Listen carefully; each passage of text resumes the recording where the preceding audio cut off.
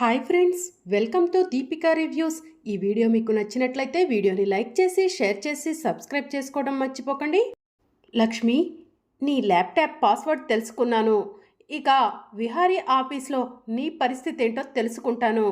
దానివల్ల నాకేమైనా ఉపయోగం ఉంటుందేమోనని ఆలోచిస్తాను అని చెప్పి ప్రకాష్ మనసులో అనుకుంటూ ఉంటాడు.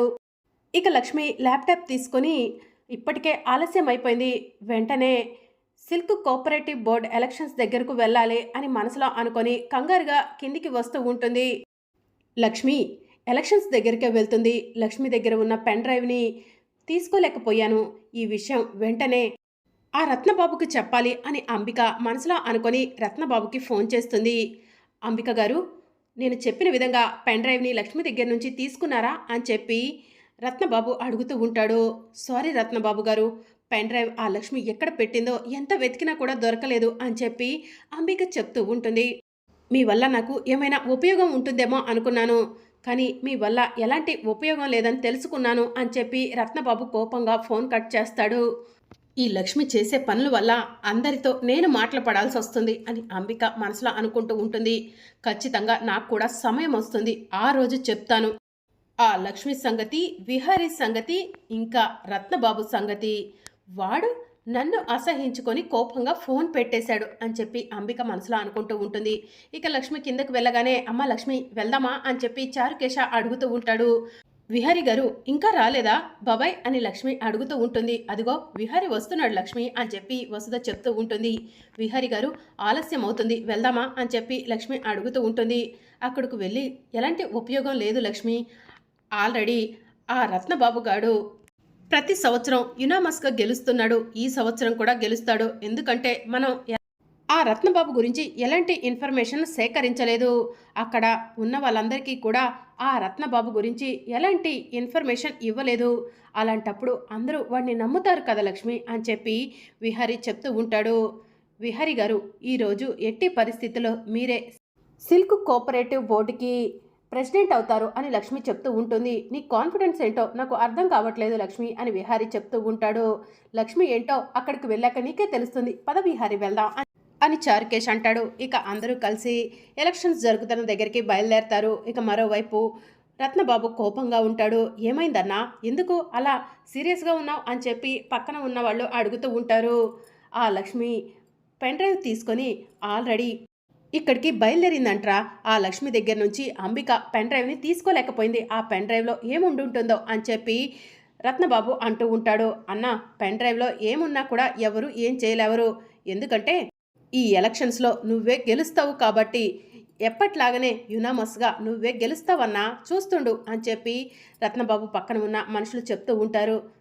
సరేరా, ఎందుకైనా మంచిది, ఆ లక్ష్మి ఇక్కడికి వస్తే దాన్ని లోపలికి రాకుండా అడ్డుకో అని చెప్పి రత్నబాబు తన మనుషులకి చెప్తూ ఉంటే, సరే అన్న, మేము బయట వెయిట్ చేస్తాము అని చెప్పి రత్నబాబు మనుషులు బయటికి వెళ్తారు. ఇక లక్ష్మి, విహారీ, చారుకేశ ముగ్గురు కలిసి సిల్క్ కోఆపరేటివ్ బోర్డు ఎలక్షన్స్ జరిగే దగ్గరకు వస్తారు. లక్ష్మి లోపలికి వెళ్తూ ఉండగా రత్నబాబు మనుషులు మీరు లోపలికి వెళ్ళటానికి వీల్లేదు అని చెప్పి లక్ష్మిని అడ్డగిస్తూ ఉంటారు.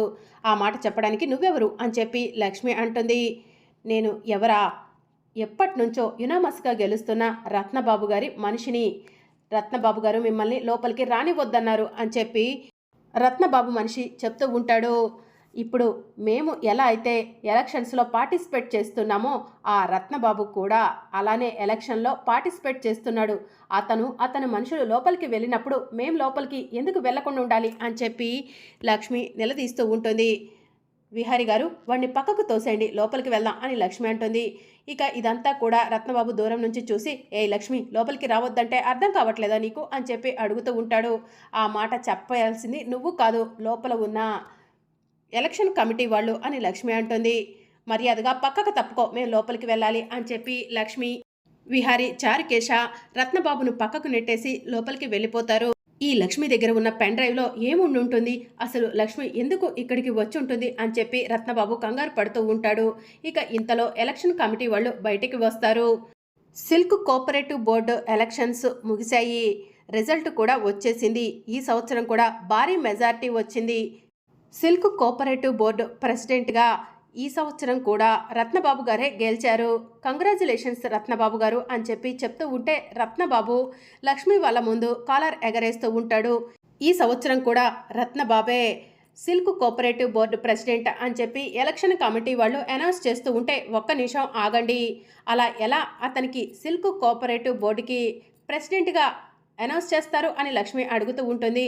ఎలక్షన్స్ పెట్టాము, రిజల్ట్ను పట్టే కదా మేము అనౌన్స్ చేసింది అని చెప్పి ఎలక్షన్ కమిటీ వాళ్ళు చెప్తూ ఉంటే, తప్పు చేసిన వాళ్ళు సిల్క్ కోఆపరేటివ్ బోర్డుకి ప్రెసిడెంట్ ఎలా అవుతారు అని చెప్పి లక్ష్మి అడుగుతూ ఉంటుంది. తప్పు చేసిన వాళ్ళ ఎవరు తప్పు చేశారు అని చెప్పి రత్నబాబు అడుగుతూ ఉంటాడు. ఇక అప్పుడే పోలీసులు వస్తారు. రండి ఎస్ఐ గారు అని చెప్పి లక్ష్మి అంటుంది. ఎస్ఐ గారు కరెక్ట్ టైంకి వచ్చారు, వీళ్ళు ఇక్కడ ఉండటానికి వీల్లేదు, వీళ్ళను బయటికి నెట్టేయండి అని చెప్పి రత్నబాబు అంటూ ఉంటాడు. మేము వచ్చింది అరెస్ట్ చేయడానికి అని చెప్పి ఎస్ఐ చెప్తూ ఉంటాడు. ఎవరిని అరెస్ట్ చేయడానికి అని చెప్పి రత్నబాబు అడుగుతూ ఉంటాడు. ఇంకెవరిని, మిమ్మల్ని అరెస్ట్ చేయడానికే అని చెప్పి ఎస్ఐ చెప్తూ ఉంటాడు. నన్ను అరెస్ట్ చేస్తారా, ఎందుకు అని చెప్పి రత్నబాబు అడుగుతూ ఉంటాడు.